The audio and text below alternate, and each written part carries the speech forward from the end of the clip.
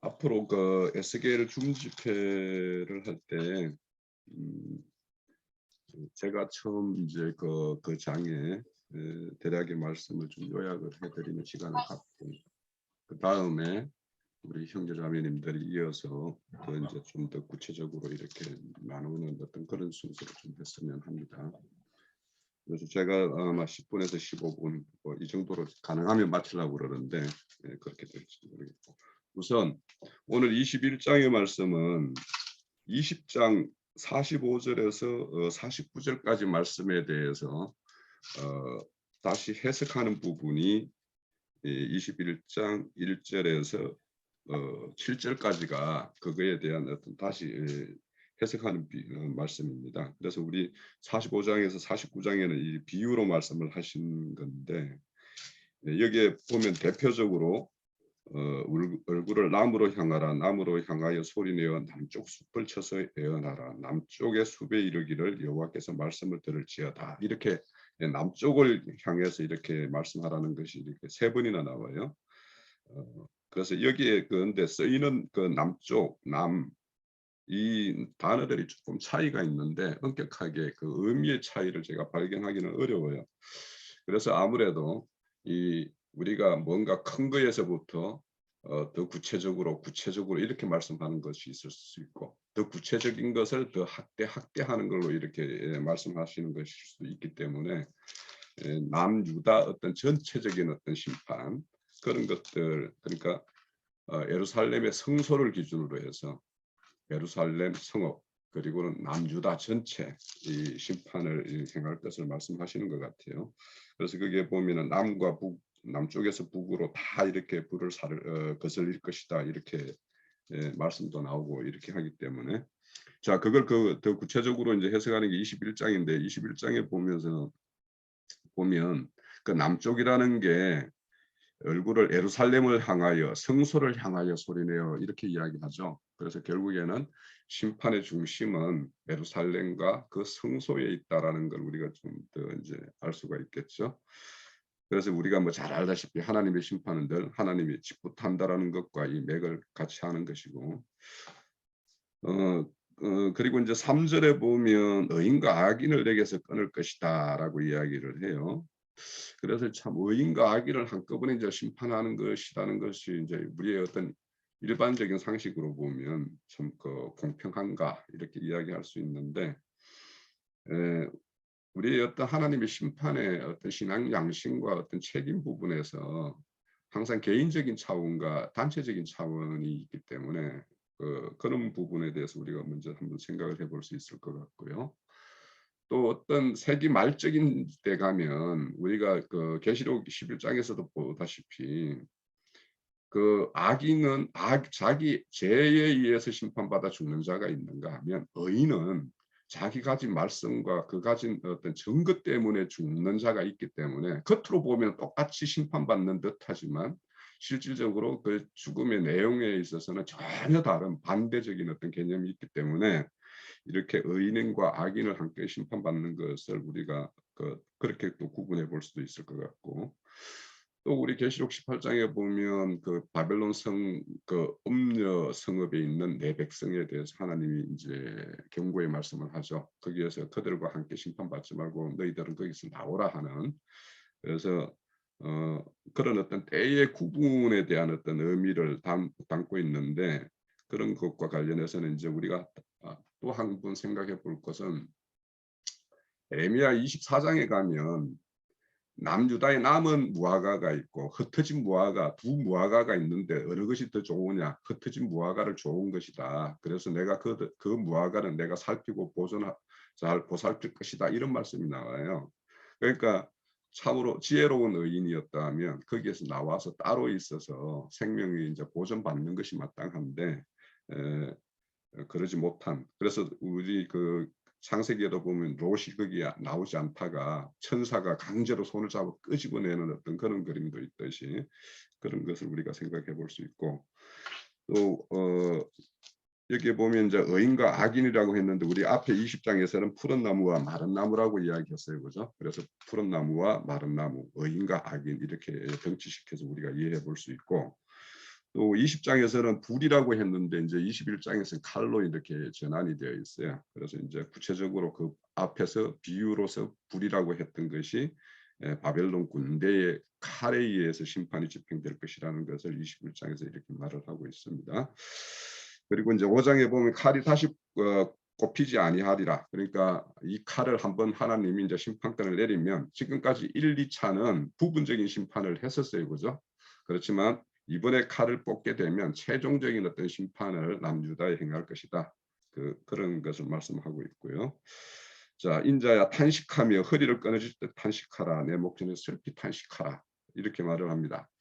자, 에스겔서는 이제 특징이 있어요. 선지자에게 특별한 행위를 통해 가지고 무슨 몸동작이나 무슨 이 사장에 보면 뭔가 이렇게 토판에다가 막 그림을 그려 가지고 예루살렘이 그렇게 에워싸이는 어떤 그림을 보여줘서 장래에 될 어떤 것들을 보여주는 어떤 그런 그림이 있었죠. 그리고 5장에 가면 이제 선지자 이 수염을 깎아가지고 뭐 3분의 1은 불사르고 3분의 1은 칼로 치고 3분을 흩어버리고 뭐 이런 것들도 있잖아요. 그러니까 그런 어떤 행위와 몸동작을 통해서 하나님의 어떤 뜻을 전하는 것이 이제 에스겔서의 선지자의 대표적인 특징입니다. 그래서 여기에서 이제 너희는 막 허리가 끊어질 듯이 탄식을 하라고 그래요. 그러면 지나가는 사람이 너 왜 이렇게 해 하는 어떤 묻는 자가 있으면 그 자에게 아 이런 소문이 있다. 재앙이 밀려온다라는 이런 소문이 있다더라. 그래서 내가 이 소문을 듣고 나는 슬피 운다. 이렇게 이제 말을 하는 거죠.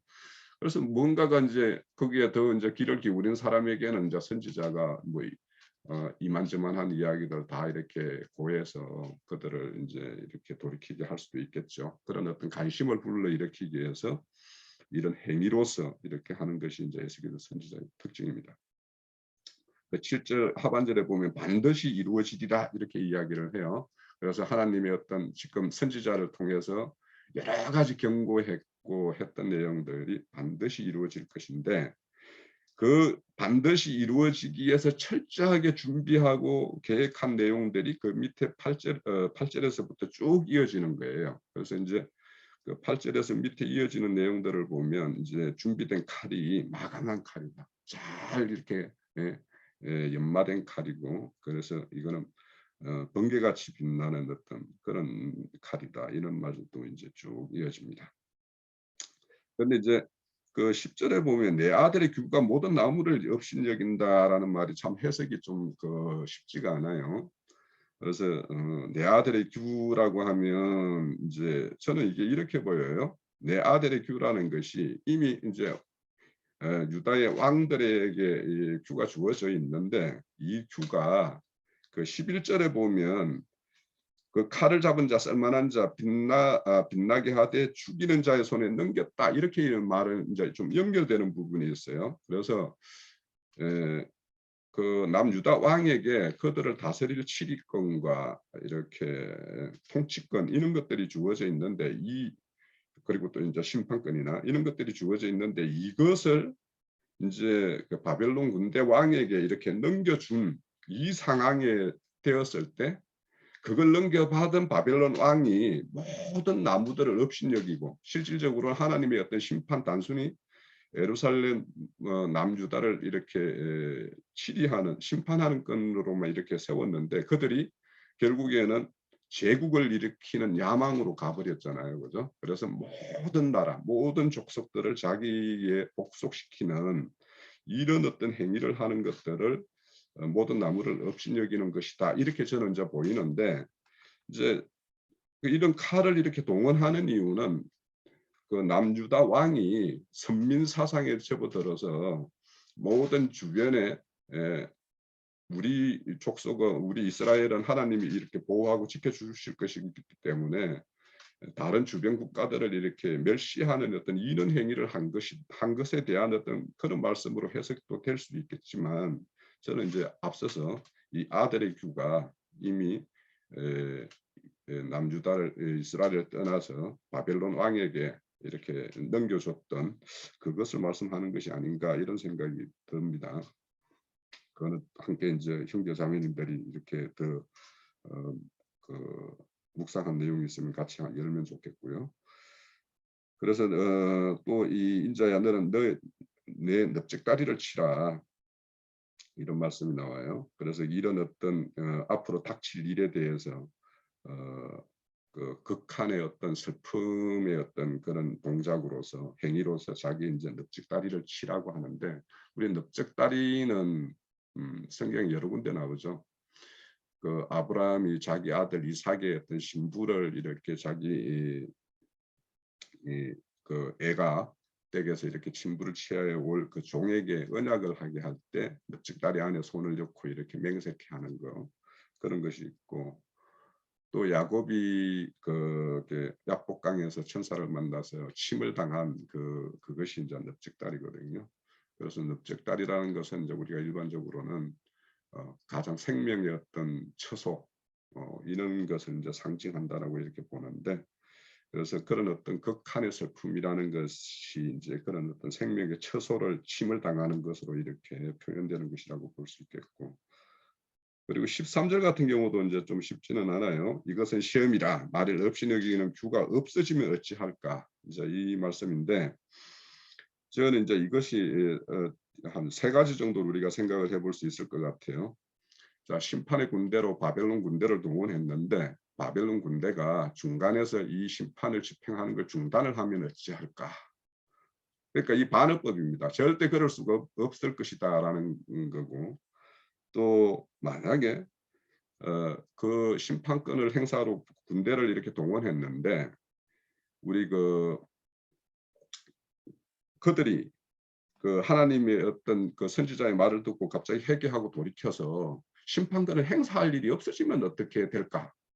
그럴 일이 없다는 거죠. 어찌 보면. 그리고는 심판에 맞서서 이렇게 이들이 심판에 맞서서 어, 맞서지 않으면 어찌할까? 이들이 맞설 거다라는 거죠. 결국에는 바벨론 군대가 와가지고 이 예루살렘 성읍을 쌌을 때 2년이나 버텼어요. 그만큼 이제 맞서는 세력이 있었죠. 그래서 이제 그럴 것이다라기 때문에 이제 그런 어떤 반의적인 어떤 말씀이다라고 보여요. 그래서 이제 그 14절에 이어지는 말씀에 보면 이제 그 뜻이 이제 분명해지는 것 같아요.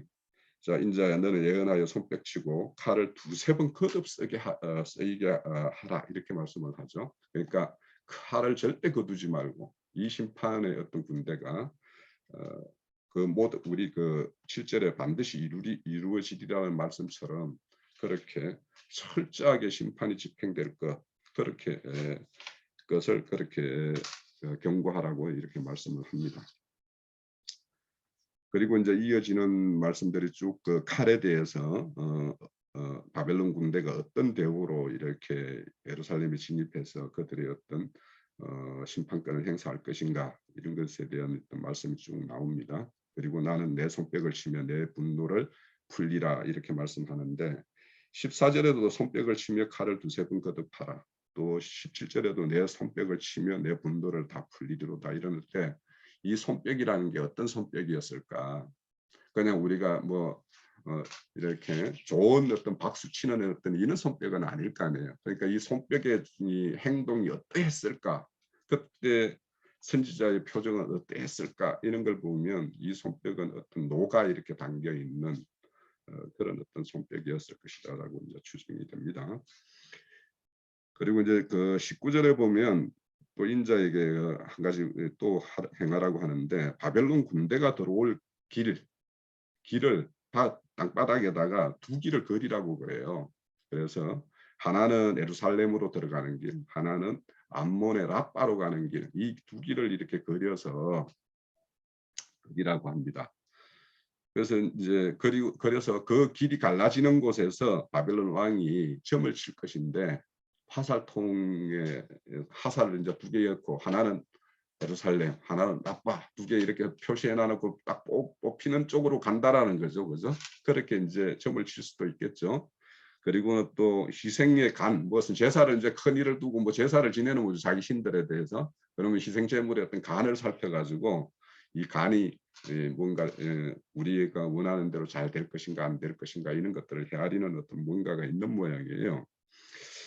그런데 이제 이 말씀이 이제 실질적으로 역사상에 그대로 실현이 됩니다. 이 그림대로. 왜냐하면 바벨론 군대가 진영을 어디다 꾸리냐 하면 하만 땅 림나에다 꾸려요. 그래서 우리 시드기야 왕이 도망가다가 잡혔을 때 어디로 끌고 갑니까? 하만 땅 림나로 끌고 가잖아요. 그러니까 이 림나는 뭐냐면 그 해안길로 가는 길과 요단강 동편 쪽으로 흘러가는 어떤 왕의 대로로 내려가는 길이 딱 갈리는 길이 거기 그 림나예요. 그래서 실질적으로 이제 거기에서 이제 진영을 쳤고 거기에서 이렇게 점을 쳤는데 예루살렘이 뽑혔다라는 거죠. 그래서 자, 이런 걸 보면 자, 저는 이걸 보면서 두 가지가 생각이 났어요. 하나님이 어떤 심판권을 행사할 때 그 뜻을 이루기 위해서는 우상에 이렇게 점치는 것도 하나님의 뜻을 이렇게 반영시켜서 이렇게 행할 수 있다라는 것과 또 지금 앞서서 이 보면은 장로들이 선지자를 찾아온 장면이었어요. 20장이 선지자가 장로들이 선지자를 찾아와 가지고 하나님의 뜻이 어느 것인가 이제 알고 싶은 거죠. 그런데 그 장로들이 하나님을 찾는 그 의미나 바벨론 왕이 자기 신에게 내가 어디로 갈까요? 묻는 거나 매일 일반이다라는 것을 좀 보여주는 듯해요. 아마 정신 사상이 아마 거의 같은 어떤 사상으로 하나님을 찾을 것 같아요. 이런 일은 우리 신앙하면서도 그런 일이 흔히 벌어져요. 내가 여기로 갈까요? 저기로 갈까요? 이 대학을 갈까요? 저 대학을 갈까요? 뭐 이 회사를 갈까요? 저 회사를 취업할까요? 그 묻는데 실질적으로 마음이 더 끌리는 건 이미 결정되어 있어요. 사실을 대부분 보면.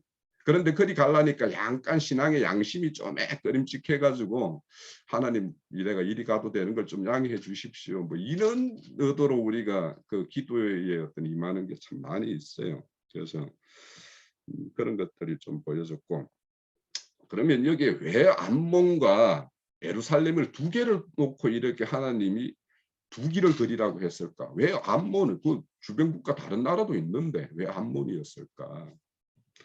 그건 20장에 보면 하나님이 가장 경노하는 게 뭐냐면 자기 아들을 화제로 드리는 그 일에 대해서 하나님이 가장 경노하고 진노하시는 모습이 있어요.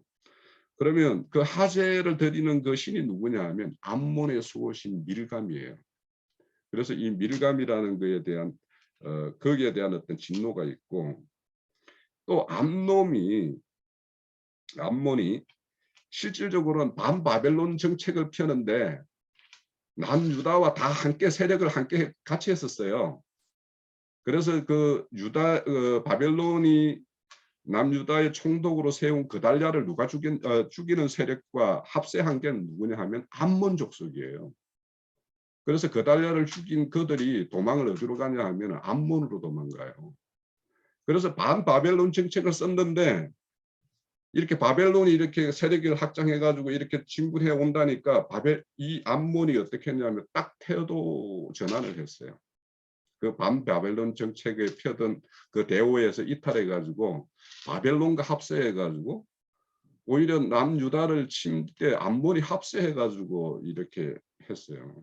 그러니까 그런 거에 대해서 하나님이 그러니까 어떤 배신, 배반 이런 거에 대해서 하나님이 용서치 않는 걸 우리가 이제 좀 알 수가 있어요.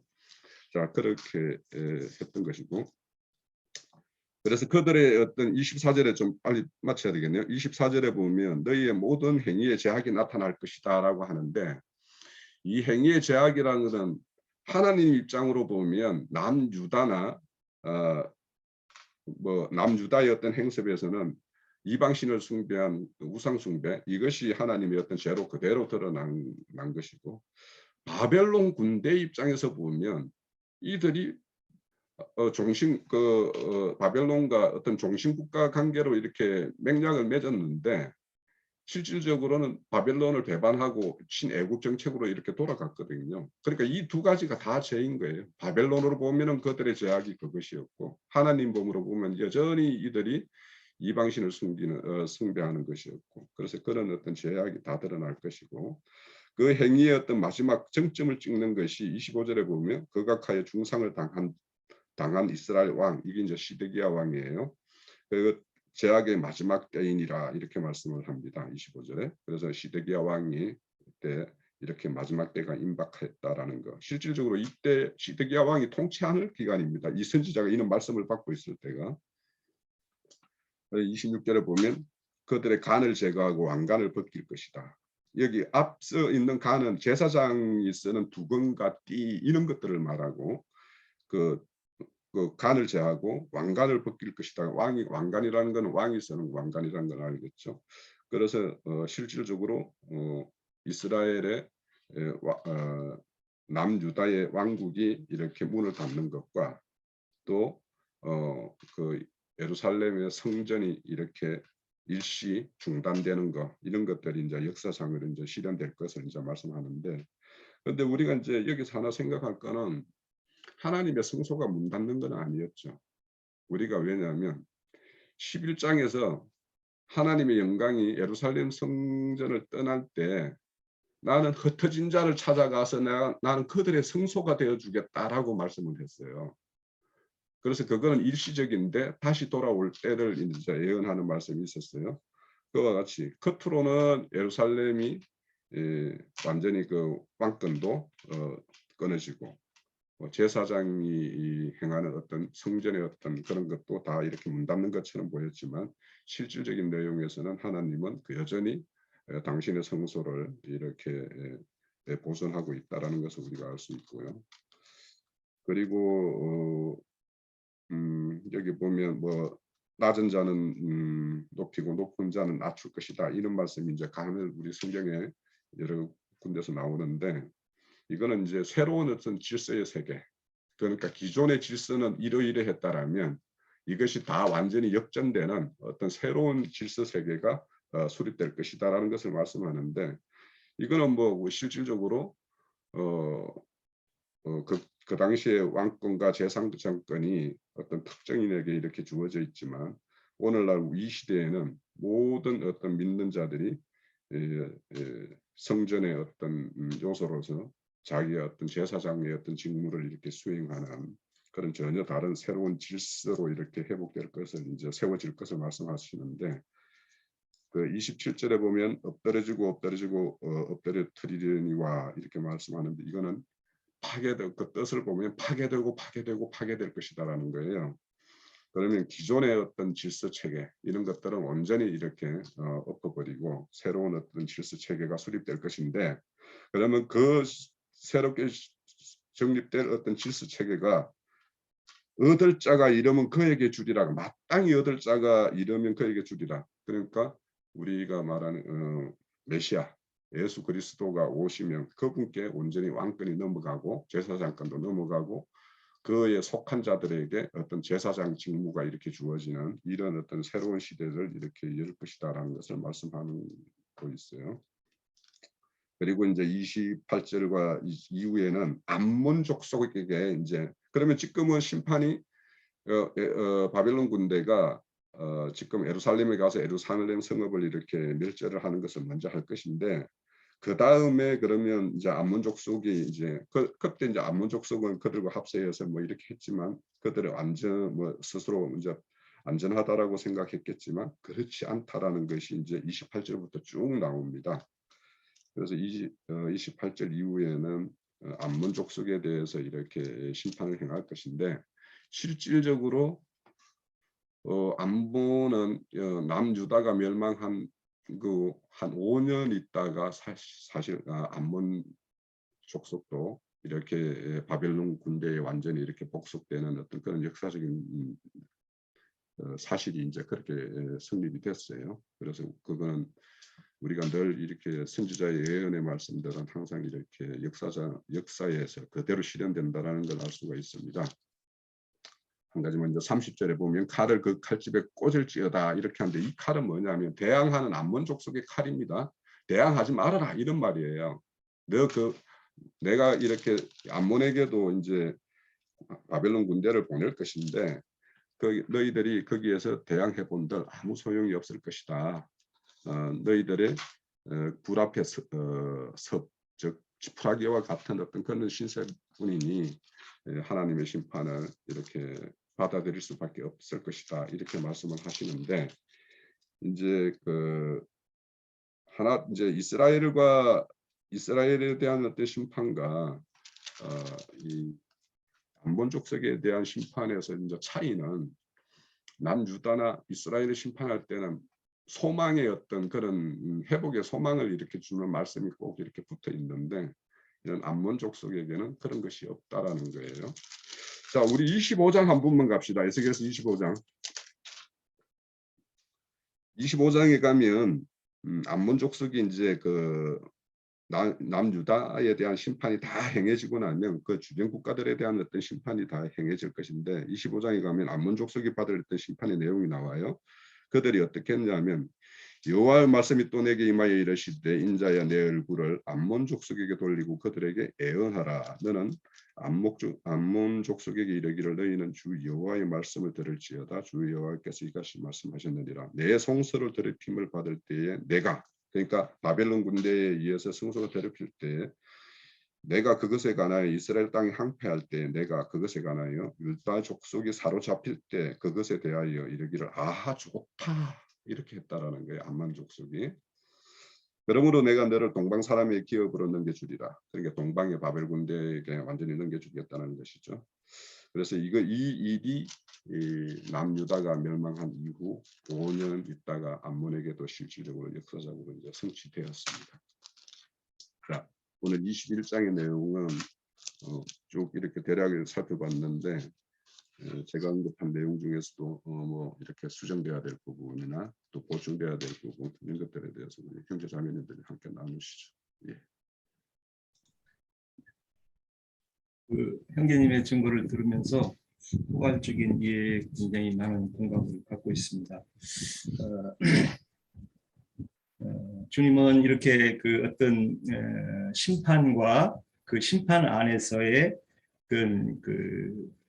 말하고자 하는 뜻들이 이렇게 참 섬세하게 자세하게 이렇게 전개를 하시는데 또 뭐 22장에 가서는 또 구체적으로 제약된 예루살렘의 안에 있는 지도자들에 대해서 이렇게 이제 구체적으로 지적을 또 하는 이걸로 이제 연결이 되는데 저는 이제 2절에 이스라엘 땅에게 예언하라 이렇게 이제 얘기하는데 우리가 사실 땅에게 어떤 말을 한다는 것 자체가 이렇게 문자로 보는 사람들한테는 이게 정말 더 나아가지 못할 그런 말들이 있죠. 땅이 무슨 물질적인 땅으로 이걸 이해하고 있는 사람들하고 저도 많이 교통도 해보고 이렇게 복음도 서로 나눠보고 했는데 쉽지는 않더라고요. 그래서 이게 땅에게 말한다는 뜻이 이제 이사야에 나오죠. 이사야 몇 장이더라? 1장 2절에 하늘과 땅에 대해서 이렇게 창세기 1장에 땅이 혼돈하고 얘기를 이제 이렇게 했는데 이사야 1장 2절입니다. 하늘이여 들으라 땅이여 귀를 기울이라 여호와께서 말씀하시기를 내가 자식을 양육하였거늘 그들이 나를 거역하였도다. 이렇게 참 포괄적으로 이렇게 말씀을 하시는데 우리가 첫사람 아담에 있을 때에 어떤 하나님의 말씀을 듣는 귀가 없는 그런 자들이 정말 주님 안에서 이런 경고들 또 주님이 주시는 진리의 이런 말씀들을 이해하기가 정말 어렵다는 것이죠. 그래서 주님은 오셔가지고 이제 니고데모에게 네가 거듭나야 되겠다 하는 말로 우리가 그것을 연결해서 이해할 수 있는데 우리가 신앙으로 불러온 사람들을 땅으로 올라온 사람들 우리 이제 형제님 통해서 바다는 뭐 세상을 상징하고 이렇게 이제 애굽에서 홍해를 통해서 광야로 나온 사람들을 이제 땅으로 나온 사람들을 이제 상징한다고 저는 이제 이렇게 이해를 하고 있는데 그 땅에 나온 사람들을 이제 다루고 하나님한테 이제 좋은 길을 가게 해서 광야길을 가게 해서 주님의 길들을 좁은 길을 이렇게 가리키는 과정 중에 있다고 보는데 이 사람들이 참 그 변질되고 또 광야의 그 공중것에 잡은 사탄의 영에 늘 그 휘둘림을 받고 또 이렇게 다rum을 받을 수밖에 없는 그런 정신에 있다는 거죠. 그래서 오늘날 기독교인들을 보면은 아까 우리 홍영재님 의인과 학위를 얘기했는데 자칭 의인들이 많죠. 그 광야에는 자칭 의인들이 많아서 이제 의인이라는 관점이 하나님이 보는 악의와 세상이 보는 악인과 의인이 있는 것 같은데 욥기가 우리가 이해할 수 있죠. 욥기를 통해서 그 욥의 동방의 의인이라고 그랬는데 이제 우리 홍영재님 반어법이라고 이제 참 설명을 잘 해주셨는데 하나님은 반어법을 잘 쓰시는 것 같아요. 이렇게 또 그 계시록에서는 자칭 유대인 뭐 이렇게 근데 그런 말들을 그 우리 그 종교인들은 자기 편의대로 정말 무슨 해석 그런 해석을 이렇게 하는 것 같은데 우리가 시편 1장 자의적 해석. 자의적 해석 맞아요. 나인제님도 거기 갈 때 자의적 해석이라는 말을 많이 쓰더라고요. 그래서 그 자의적 해석이 정말 말씀을 따라서 말씀으로 이해되는 해석을 놓고 자기들이 불편하면 자의적 해석이라고 이렇게 이제 공격을 하더라고요. 주로 보면. 그래서 우리가 이 진리 전도하거나 복음 전하는데 참 어려움이 많습니다. 왜냐하면 그 사람들은 그 사람들 나름대로 그 자의적 해석을 갖고 있기 때문에 어떤 진리를 따라 해석하는 사람들을 공격할 수 있는 방법은 이건 뭐 자기가 이해하지 못하는 거니까 그건 당신이 자의적 해석 아니냐 이렇게 이제 주로 얘기할 수 있죠. 뭐 그게 뭐 틀렸다고 할 수는 없는데 그건 뭐 어떤 위치에 있느냐에 따라서 달라질 것 같아요. 첫사람 아담 정신에 있는 사람의 해석과 정말 주님 안에 진리 안에서의 해석이 이렇게 간극을 이렇게 멀리하는 것 같습니다. 그래서 뭐 우리가 참 성경을 보는 이런 그 관념의 태도 어느 정신 세계에서 이걸 볼 수 있느냐는 것이 참 축복이 되고 또 이렇게 잘못하면 아담 정신에서 보면은 이게 저주가 된다는 그런 것을 쉽게 이해할 수 있죠.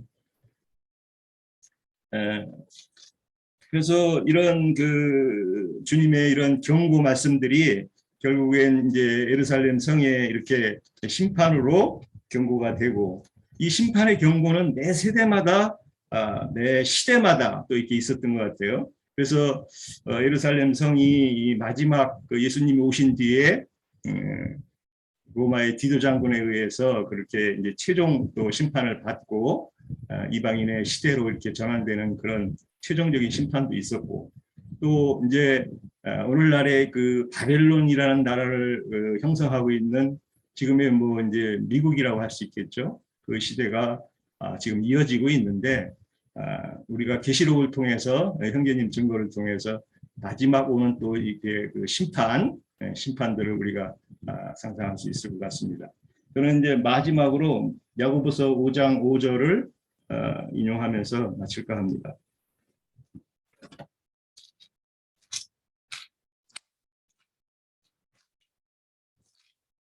야고보서 5장 5절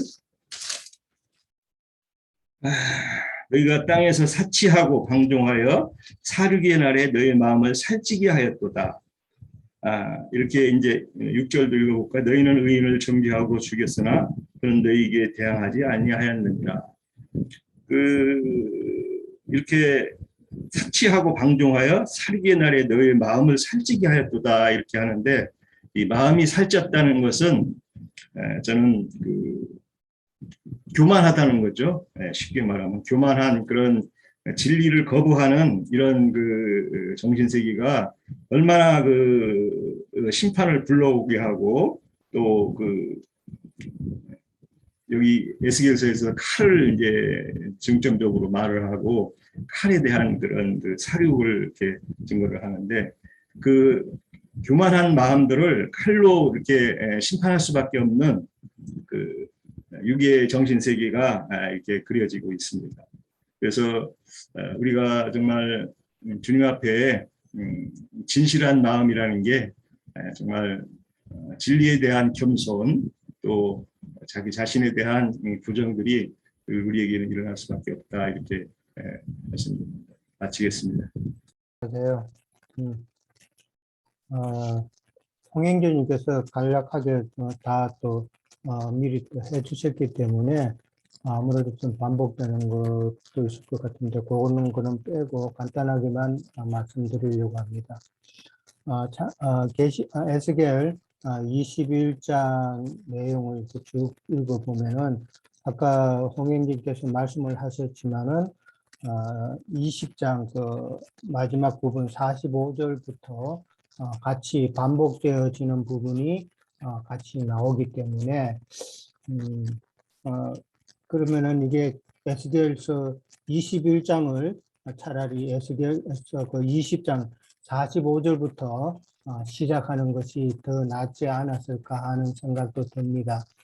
왜냐하면은 지금 45절부터 49절까지 나오는 그 단어들과 그 내용들이 21장에 나오는 그 전반부에 나오는 그 내용하고 좀 똑같거든요. 똑같고 그 내용도 같은 내용이기 때문에 21장이 차라리 20장 45절부터 시작이 되면은 좀 더 나았겠다, 의미가. 중간에 끊어진 듯한 그런 느낌이 나니까 창세기 1장하고 2장하고 똑같은 그런 경우에요, 지금 느낌이.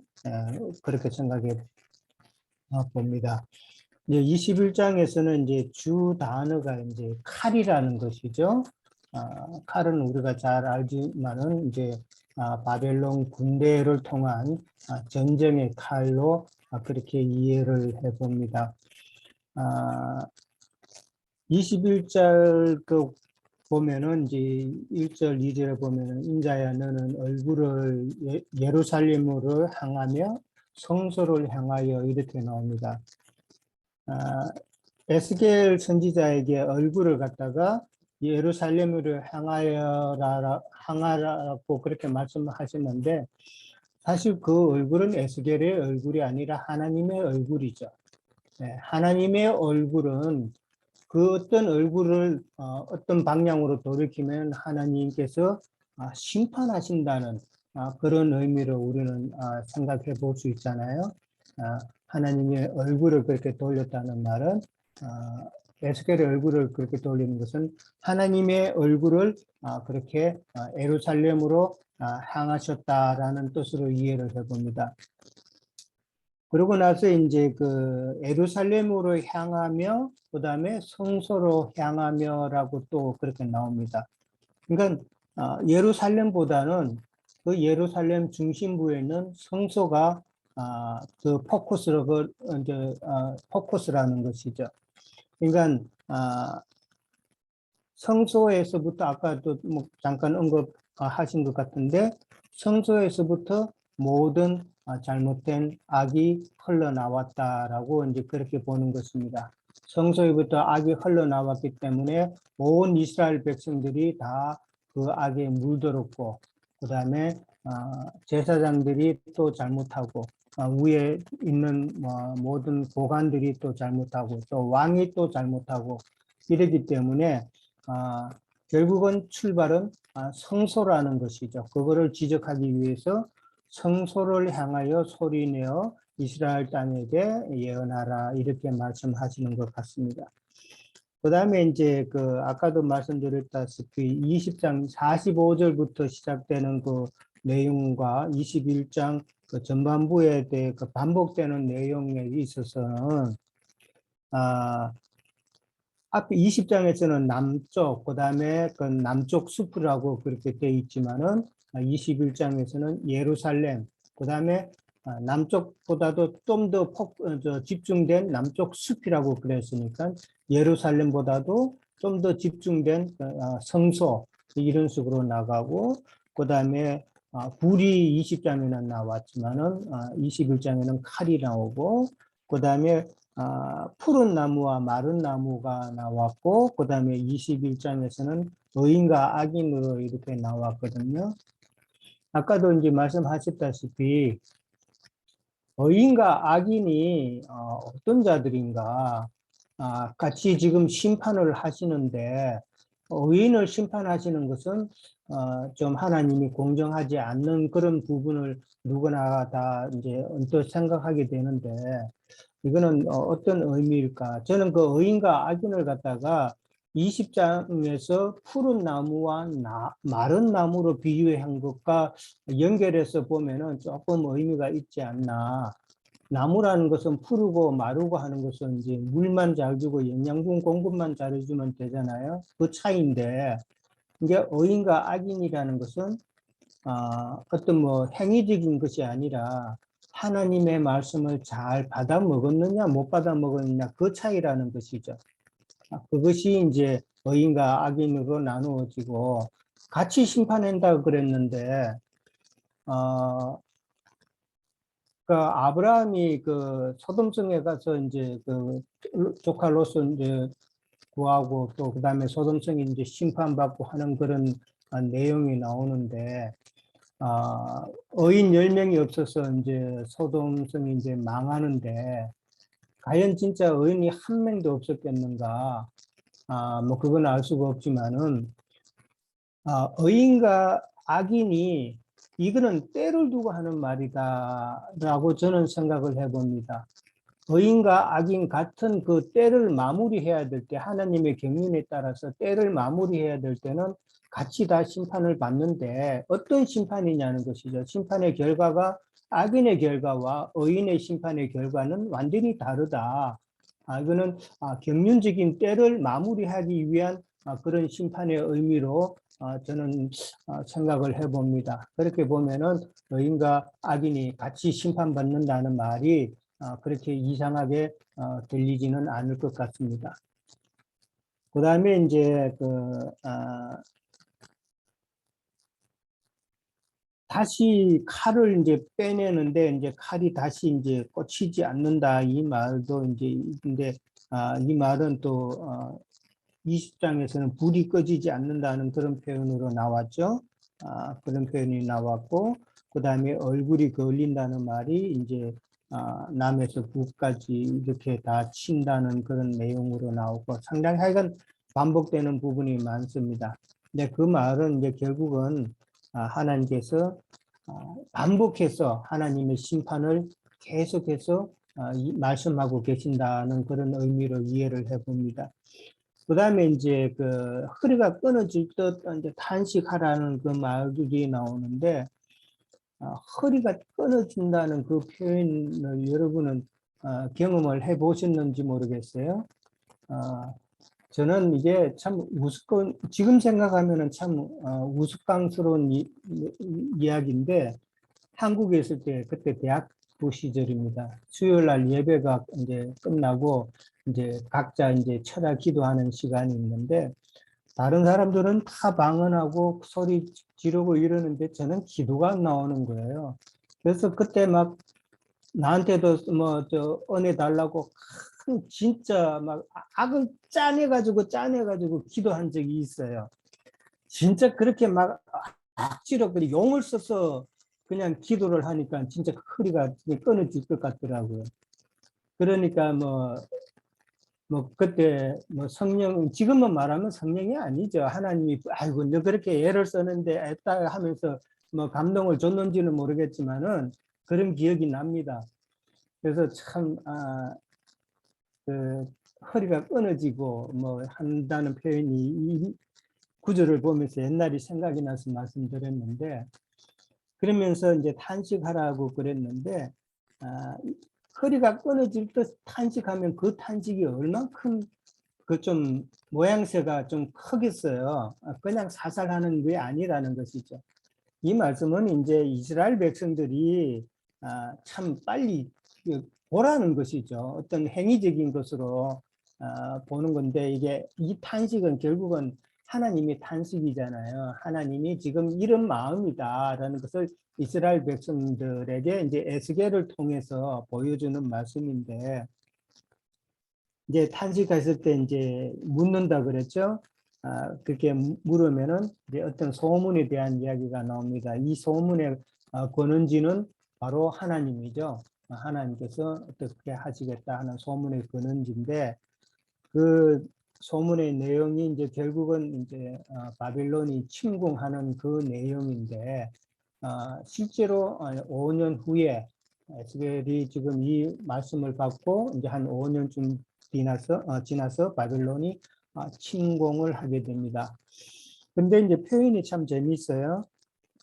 각 마음이 녹으며 모든 손이 약하여지며 그 다음에 영이 세하며 그 다음에 무릎이 물과 같이 약해진다라고 나옵니다. 가만히 보면은 마음이 나오고 그 다음에 영이 나와요. 내적인 부분이죠. 그 다음에 손이 나오고 무릎이 나와요. 외적인 부분이잖아요. 그러니까 내적인 면, 외적인 면 모든 면에 있어서 완전히 큰 환란, 어려움을 당할 것이다라는 그런 것이죠. 그러니까 뭐 완전한 그런 어려움이라고 그렇게 봅니다. 그러면서 재앙은 반드시 이루어진다. 주 여호와의 말씀입니다. 이 말씀이 지금 성경 계속해서 여러 번 나옵니다. 하나님의 한 번 언약하신 말씀은 반드시 이루신다라는 것이죠. 그러면서 이제 칼이 나와서 칼을 갖다가 이제 칼이여 하면서도 날카롭고도 빛나도다라는 그런 표현이 씁니다. 날카롭다는 칼은 이제 무디면은 칼의 역할이 없죠. 이제 날 세운다는 말이겠죠. 날카롭게 하고 그 다음에 이제 빛나도다 이제 광을 내는 그런 내용이겠죠. 이제 그런 것은 다 죽임을 위한 것이다. 하나님께서 바벨론 군대를 세우시는 것은 이스라엘 백성들을 심판하시기 위해서 그렇게 날을 세우고 강을 내신다라는 그런 의미로 이제 봅니다. 그 다음에 이제 그 12절에도 또 가면은 부러지저 슬피 울라 그러겠습니다. 누구에게? 칼이 백성과 고관들에게 임할 것이니까 참 그것을 미리 이제 백성들과 고관에게 또 한번 이야기하죠. 슬피 울라라고 그럽니다. 그리고 넙적다리를 친다는 표현도 나왔어요. 참 비통하고 애통한 표현이죠. 우리도 사람도 보면은 뭐 아주 큰 일을 당했을 때 뭐 퍽 주저앉아 가지고 허벅지에 푹 때리고 그러잖아요. 그만큼 비통한 그런 모습이라고 보면 됩니다. 그 다음에 이제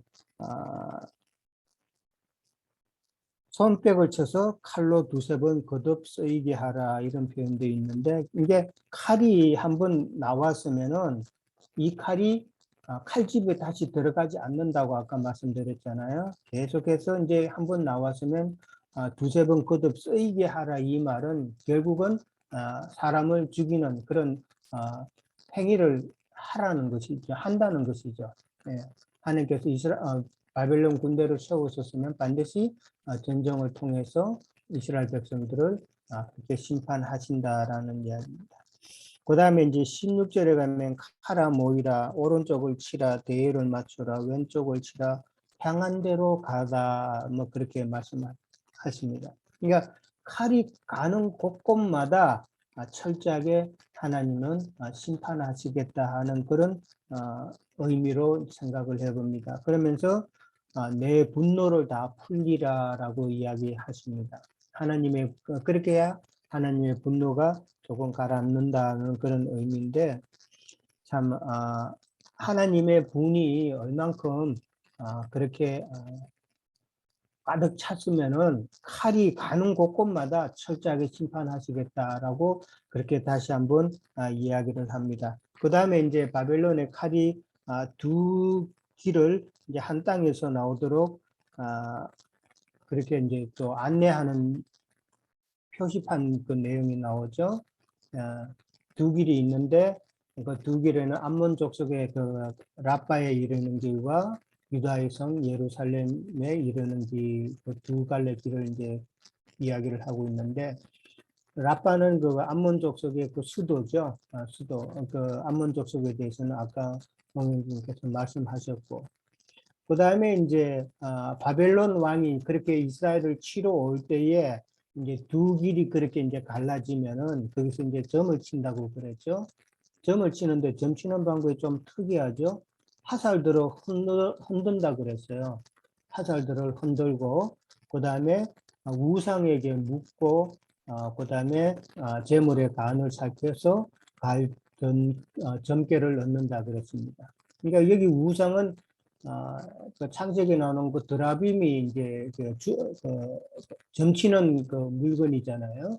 드라빔으로 생각하면 될 것 같고, 화살들을 흔들어 점을 친다고 그랬는데, 제가 이게 왜 화살이 나왔는가 살펴보니까 그 화살 밑에다가 이제 그 글을 뭐 어떻게 표시를 하는가 봐요. 표시를 해가지고 그걸 흔들어서 그걸 이제 뽑으면은 그 화살 밑에 이제 어떤 글자가 있으면 그 글자대로 움직인다는 것이죠.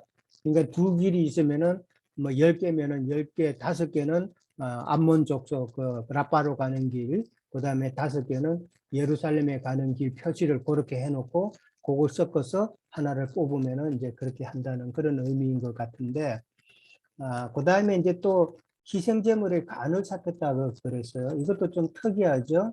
그래서 이것도 제가 좀 찾아보니까 그 제물의 간을 갖다가 빼내면은 간 색깔이 다 다르다는 것이죠.